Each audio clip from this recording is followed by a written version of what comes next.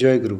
শ্রী শ্রী ঠাকুর আমাদের প্রতিটি পদক্ষেপে কী করণীয়, কীভাবে আমাদের চলা উচিত, এগিয়ে চলার পথ আমাদের কিভাবে সহজ হতে পারে, তার জন্য পুঙ্খানুপুঙ্খভাবে তিনি বিভিন্ন গ্রন্থে তার বর্ণনা দিয়ে গেছেন।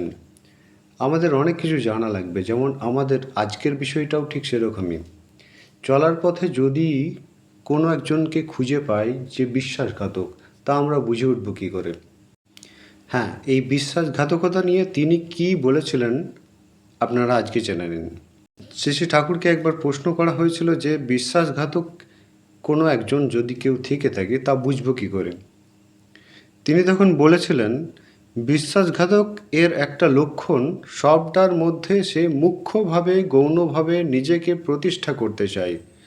তার জন্য কে যে কত করছে সে কথা মুক্ত কণ্ঠে বলে কৃতজ্ঞতা জানায় না। সে যে একটা অসাধারণ কৃতী মানুষ এবং তার গুণের জন্যই সে সর্বত্র তার সমাদর, এই কথাটাই সে কায়দাকরণে হাবে প্রকারান্তরে প্রতিনিয়ত জাহির করতে চায়। ফলকথা, কারও মমতায় সে কিছু করে না, নিজের হীনমন্যতার মমতায় যা কিছু করে। অতি সংক্ষিপ্ত আলোচনা হলেও এটা আমাদের জ্ঞানের ভাণ্ডারকে অনেকখানি সমৃদ্ধ করল বলেই মনে হয়। আপনারা সকলে সুস্থ থাকুন, ভালো থাকুন।